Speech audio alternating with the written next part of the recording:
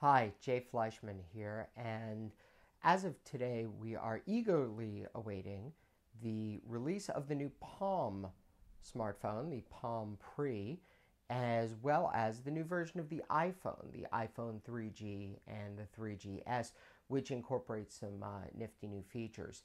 And I'm not going to talk about any of those features today, but rather I'd like to make a prediction and focus on some of the key issues of the marketing of these devices and try to relate some of that back to your law practice. So follow with me just for a few minutes.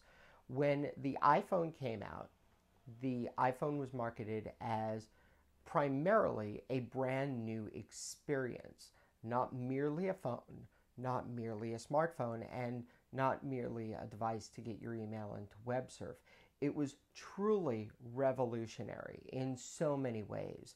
And say about it what you will, the iPhone is completely different when it first came out than anything else that was on the market. And then slowly but surely we saw other things come out to follow in its footsteps.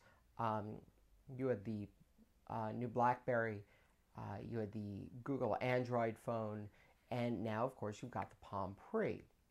And each one of these devices is an abject failure.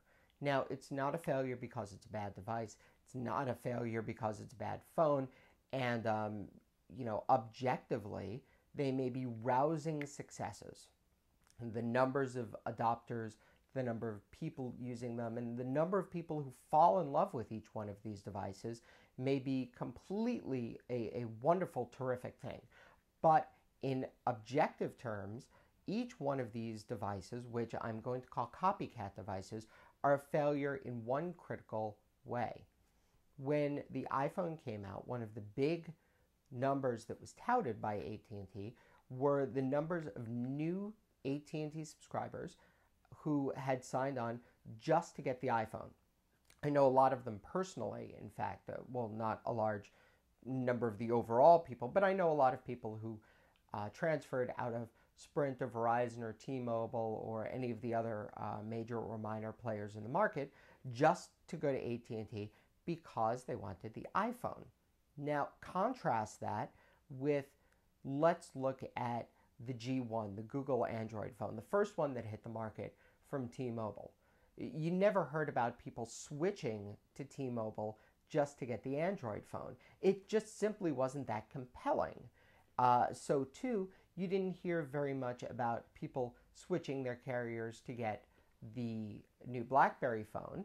And the reason for that was because the BlackBerry phone was available in a lot of different places. A number of different providers carry it. I think, at least locally, only Verizon does. I'm not sure about AT&T. But in any event, you didn't hear about AT&T gaining new subscribers just to get the BlackBerry phone or Verizon or any of the other ones. So too with the Palm Pre. My prediction is that you're not going to see a large number of people switching to Sprint, or even when Verizon gets the Palm Pre in about 6 months, from what I understand, you're not going to see a lot of people switching to those carriers specifically for these devices. Now, again, it's not because the devices are bad, but rather because those devices suffer from Me Tooism. See, when the iPhone came out, it was considered revolutionary. The form factor was prettier. The capabilities of the device were far more interesting and different than anything else that had ever hit the market. The App Store, you could get iTunes. It was easy to download music and applications. You had a full-fledged Safari web browser on it. You had full-fledged email, and not in the first version, but then in the second version, you even got your Exchange capabilities. If you use Microsoft Exchange at work and you had an Exchange server, you had all of these things that had never been offered in any other single device, and done so in a very elegant way. The touch screen and just the form and functionality were just beautiful. Not perfect, and other devices did accomplish some of the same things, but nothing did it the same way, and nothing did it with the same user experience. Now, we're going to see that with the Palm Pre also.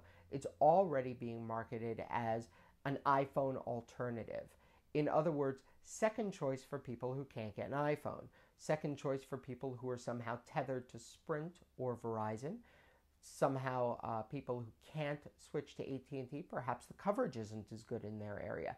And there are complaints about the AT&T coverage, but you never see people leaving AT&T because they want their iPhone. See, that's the thing about marketing your law practice. Whether you do bankruptcy work or consumer protection, FDCPA, FCRA, lemon law, divorce, immigration, criminal defense, you name it, it really does apply across the board. You suffer from a Me Tooism. And what I mean by that is there's a whole bunch of people in your market and they all do the same thing and they all say the same thing and they've got the exact same message. In order to be able to break apart from the pack and create a truly remarkable office that attracts people, even if they have to go out of their way, even if they pay more money for your services, even if they have to jump through every hoop and wait 5 weeks for an appointment with you, the only way to do that is to create something remarkable, to change the game like Apple changed the game with the iPhone, to change the rules, to be able to present to your prospect something that they can't get anywhere else, something that nobody else is providing, be it a type of service, a level of service, a level of commitment, a way to access the service, how you meet with them, when you meet with them, the way that you do business, something unique, and to highlight that uniqueness in such a way as to resonate with your prospect, with your target market, the people that you are trying to reach. Learn what they want, give them what they want, and that's not that easy because sometimes they don't even know what they want. Isn't that the trick after all? But if you suffer from the Me Tooism of your market, you will never be able to break from the pack.